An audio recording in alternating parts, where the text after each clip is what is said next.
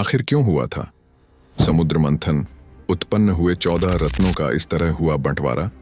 धर्म ग्रंथों के अनुसार एक बार महर्षि दुर्वासा के श्राप के कारण स्वर्ग ऐश्वर्य, धन और वैभव आदि से हीन हो गया। तब सभी देवता भगवान विष्णु के पास गए। भगवान विष्णु ने उन्हें असुरों के साथ मिलकर समुद्र मंथन करने का उपाय बताया। उन्होंने कहा कि समुद्र मंथन से अमृत निकलेगा, जिसे ग्रहण कर तुम अमर हो जाओगे। यह बात जब देवताओं ने असुरों के राजा बल्ली को बताई तो वे भी समुद्र मंथन के लिए तैयार हो गए। वासुकी नाग की नेति बनाई गई और मंदराचल पर्वत की सहायता से समुद्र मंथन किया गया। इसके बाद एक एक कर समुद्र से कुल 14 चीजें निकलीं। इन 14 चीजों का बंटवारा देवताओं और असुरों के बीच किया गया। लेकिन अमृत कलश के लिए देवताओं और असुरों के बीच विवाद छिड़ गया था। हलाहलविष, कामधेनु गाय, उच्चय ऐश्रवा घुड्ढा, ऐरावत हाथी, कौस्तुभमणि, कल्पवृक्ष, अप्सरारंभा, माता लक्ष्मी, वारुणी, चंद्रमा, पांचजन्य शंख, पारिजात वृक्ष, शारंग धनुष और अमृत कलश। समुद्र मंथन में सबसे पहले हलाहल विष निकला था। इस विष की ज्वाला इतनी तीव्र थी कि सभी देवता और दानव जलने लग गए। तब भगवान शिव दानव और समस्त सृष्टि की रक्षा के लिए इसे खुद पी गए।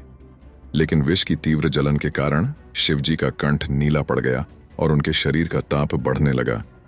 इसीलिए शिवजी का एक नाम नीलकंठ भी पड़ा। विष की जलावा को कम करने के लिए सभी देवताओं और दानवों ने शिवजी को शीतल जल चढ़ाया। इसके बाद उनके शरीर का ताप और जलन कम हुआ। यही कारण है कि सावन में शिवजी का जलाभिषेक किया गया है। कहा जाता है कि शिवजी जब हलाहल विष को पी रहे थे तब इसकी कुछ बूंदें पृथ्वी पर गिर गईं, जिसे सांप, बिच्छू और विषैले जंतुओं ने ग्रहण कर लिया। इस कारण ये जंतु जहरीले होते हैं। अंत में धन्वंतरी वैद्य अमृत का घट लेकर प्रकट हुए। धन्वंतरी के हाथ से अमृत को असुरों ने छीन लिया और उसके लिए आपस में ही लड़ने लगे। भगवान विष्णु तत्काल मोहिनी रूप धारण कर आपस में लड़ते असुरों के पास जा पहुंचे।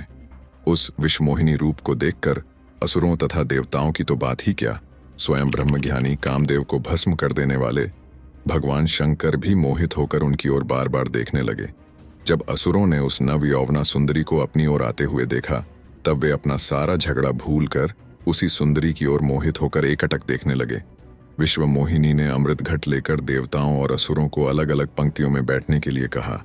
उसके बाद असुरों को अपने कटाक्ष से मदहोश करते हुए देवताओं को अमृत पान कराने लगे। असुर उनके कटाक्ष से ऐसे मदहोश हुए कि अमृत पीना ही भूल गए। इस तरह देवताओं को अमृत पिलाकर भगवान विष्णु वहां से गायब हो गए। ये थी समुद्र मंथन की कहानी। ऐसी ही रोचक किस्से, कहानियां और पौराणिक कथा को जानने के लिए हमारे ओम श्री भक्ति मोबाइल ऐप को डाउनलोड करें और हमारे YouTube चैनल ओम श्री भक्ति को सब्सक्राइब करें और हमारे साथ जुड़ें।